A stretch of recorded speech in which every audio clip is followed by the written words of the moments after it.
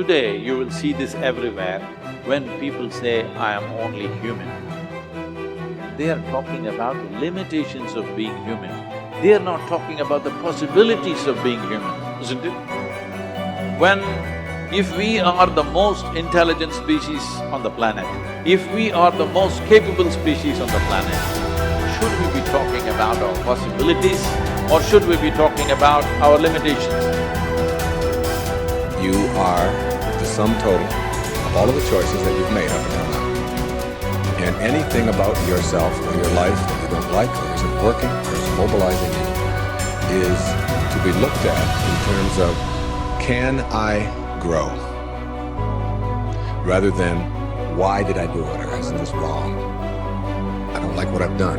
I don't like the fact that I can't do this well or I can't do that well. So I will list these things in my own repertoire, and then I will be constantly trying to repair those deficiencies, always assuming that I'm deficient, that there's something wrong with me, and I'm trying to fix it. And when you do that, you spend your whole life doing that. But in order to be the winner you were born to be, you must plan to win, you've got to prepare to win, and you must expect to win. And if you don't plan to win, and if you don't prepare to win, then you have no legitimate reason for expecting to win.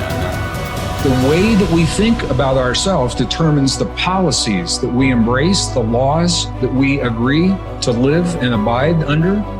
Those are all based upon our story. So all of a sudden you see the battle for our story is front and center. I mean, what could be more important than that right now? So when we talk about that battle, there's a battle for who we are and the way that we think about ourselves. You are creators who have come into this environment for the details that it evokes from you. But you are God force who insists upon alignment with the energy of your source. And it is our knowing that as you move forward from this day, never again will you feel negative emotion without blessing the importance of it. Because in the negative emotion is the indication that you are setting forth for this universe expansion. And instead of feeling a continuing of negative emotion, you're going to flip. You're going to take the bounce. You're going to feel the solution that your problem has pointed. So then as you begin to think about a new possibility, and your brain begins to fire in new sequences and new patterns and new combinations, and you begin to plan your behaviors, and you begin to review in your mind, mentally rehearse who you're going to be in your life, the mere action of mental rehearsal begins to install the neurological circuits in your brain. Now your brain is no longer a record of the past. Now it's in fact a map to the future. And if you were then to begin to emotionally embrace your future before it's made manifest, in other words, you're not waiting for your healing to feel wholeness. You're not waiting for your new relationship to feel love. You're not waiting for the mystical moment to feel awe. You're not waiting for your success to feel empowered. That's the old model of reality, of cause and effect. Many of you, as I have been, as I am, are where you are in your life based upon what you believe. And it's not just what you think you believe on the surface, it's also your shadow beliefs that are holding you back from moving into the life that you believe you deserve. What I know is if you're not looking at the shadows, if you're not looking at what is subconsciously running through the tape in your mind, telling yourself you're not good enough, you're not worthy enough, you're not smart enough, you're not enough, which is a tape that's playing for a lot of people. If you're not conscious of that, then you end up acting out of that belief system and not out of what you know to be the truest or want to be the truest for yourself. How do you alter your mindset? The only path is through new awareness. You can receive advice all day long. Many people do. They love being told what to do.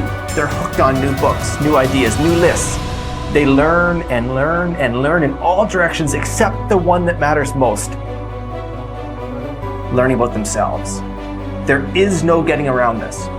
It's hard to sustain new happiness without new awareness.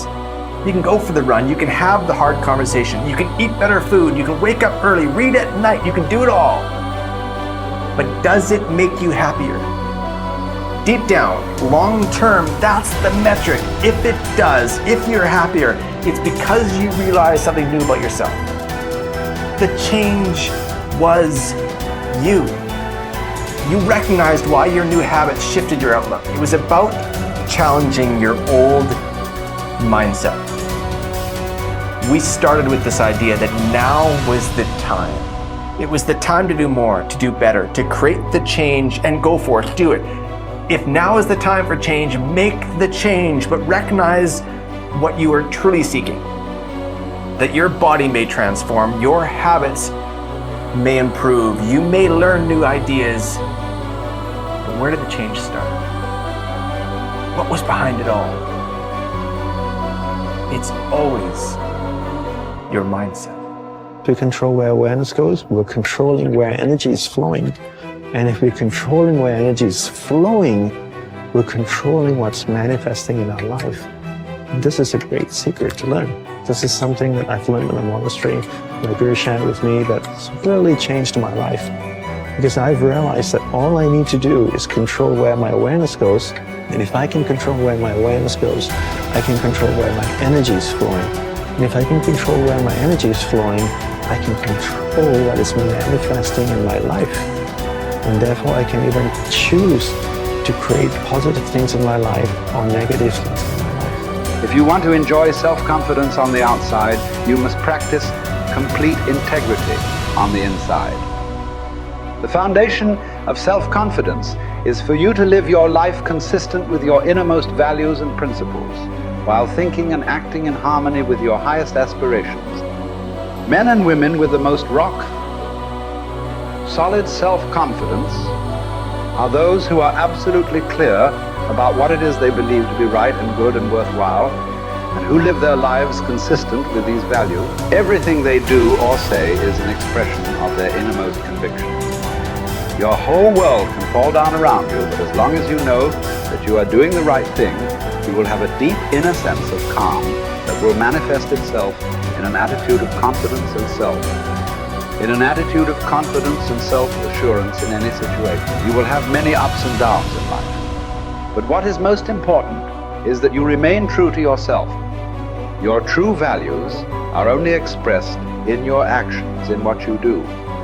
You can tell what you truly believe by observing what you do in any situation in which you have to make a choice, especially when you are under stress and pulled in two directions at once, with opposing demands or responsibilities. This is when your true values are revealed. The action that you take in any given situation will tell you which of your values is uppermost or whether you have any values at all. It is not what you say, hope, wish, or intend, but only what you do that counts. Your choices of the actions you take tell you unerringly who you really are. You can develop within yourself a superb set of values by acting as though you already had those values. You can develop integrity and courage and compassion and confidence by behaving as though you already had these qualities.